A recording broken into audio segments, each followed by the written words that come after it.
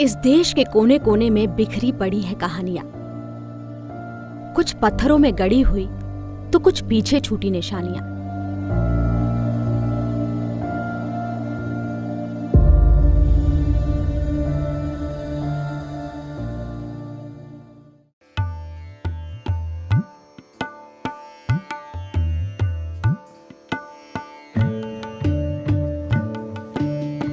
मुगल काल एक ऐसा दौर था जिसमें सबसे ज्यादा ऐतिहासिक इमारतों का निर्माण हुआ।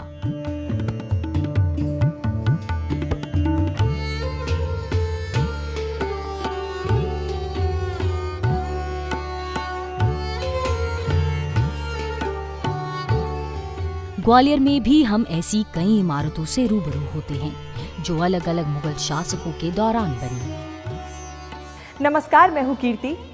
ग्वालियर के किले से मुगलों का लंबा नाता रहा है, तो जाहिर है कि उनके बनाए हुए स्मारक भी यहाँ मौजूद होंगे।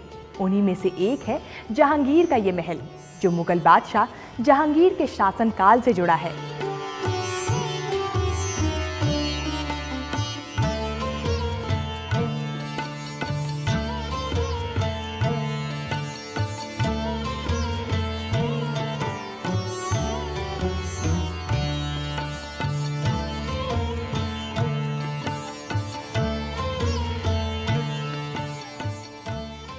ये चौकोना महल 290 फीट लंबा और 180 फीट चौड़ा है, जिसे जहांगीर ने 1605 से 1627 के बीच में बनवाया था। पर कहते हैं कि बादशाह जहांगीर ने यहाँ सिर्फ इसकी मरम्मत की थी।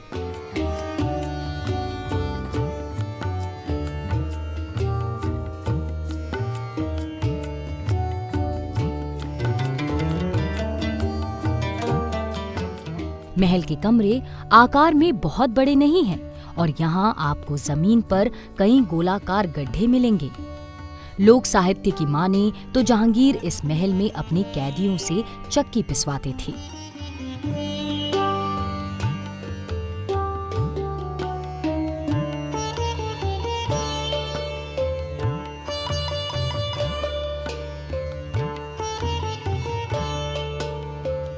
ग्वालियर नामा किताब में लेखक हीरामन मुंशी ने लिखा है कि इस महल को शेर शाह ने बनवाया था और इसीलिए इसे शेर मंदिर भी कहते थे। पुरातत्वविद अलेक्जेंडर कनिंघम ने इस संभावना का समर्थन किया था।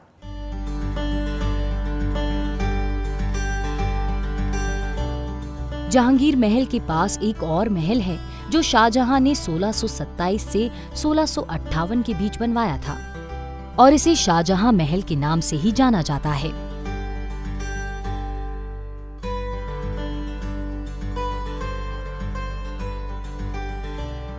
पूरे परिसर के 3 पक्ष समरूपी हैं और लंबी गैलरी के जैसे हैं, जिसमें आपको बहुत सारे आयताकार कक्षों की श्रृंखला मिलेगी।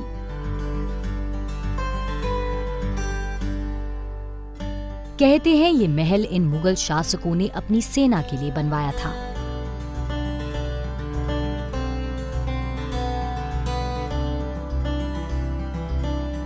ऐसा कहा जाता है कि पहले यहाँ हुमायूं का महल हुआ करता था, लेकिन उसके ध्वस्त हो जाने के बाद मुगल बादशाह शाहजहां ने इसी जगह पर एक नए महल का निर्माण कराया।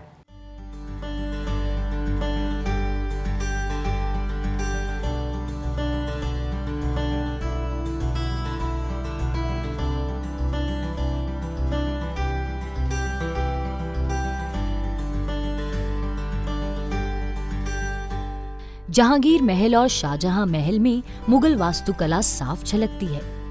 दोनों महल इस तरह जुड़े हुए हैं कि उनके बीच एक बहुत विशाल चौकोर आंगन है, जिसके बीच एक बड़ा कुंड है। कहते हैं अपने समय में इस कुंड का पानी कभी सूखता नहीं था।